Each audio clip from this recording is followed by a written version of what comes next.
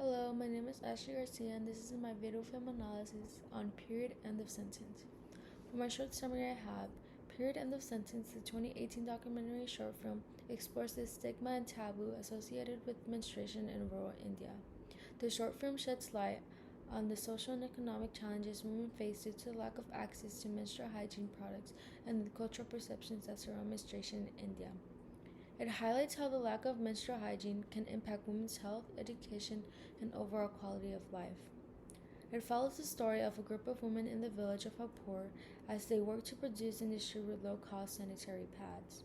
The documentary captures the women in the village starting a small-scale sanitary pad-making business and how they take it upon themselves to provide an essential product for their community. Overall, the film captures their journey as they overcome various obstacles and challenges over the important and often overlooked issue. The first concept that stood out to me was the menstrual stigma and taboos. This stood out to me because the film addresses the deep-seated cultural stigma and taboos associated with menstruation in rural India and how this integrates shames within women. I found it interesting how this concept was represented, as many of the women found the topic embarrassing or were too shy to speak of it.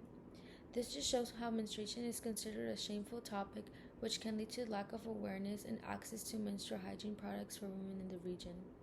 The second concept that stood out to me was the women's empowerment through entrepreneurship, as the women addressed the social issue by starting the sanitary making business.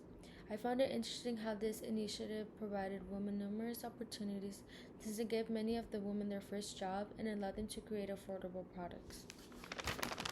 For my review, I have that I thought it was an interesting and enlightening documentary that surrounds an important and often overlooked issue. Through the showcasing of determination and resilience of women in the village, the film is able to effectively highlight the social impact of providing access to affordable sanitary pads and the transformative power of increasing awareness of menstrual hygiene challenges and the cultural taboos. The film represents the broader themes of gender equality and the importance of addressing menstrual hygiene as a global social and health issue by using the experiences and efforts of individuals or groups in rural India as a focal point. The short film mainly represents the residents of the Hapur village in India and primarily focuses on the women. It handles representation through the authentic voices by giving a voice to the women in Hapur and allowing them to share their experiences and challenges related to menstruation.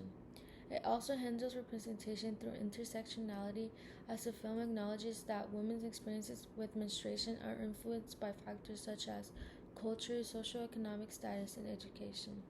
Something that I would have done different in the film would be to document the difference of menstrual experience between women in rural and urban India. For my critics, I have that a criticism that I would have for the film would be regarding the impact of economic aspect towards menstruation experiences.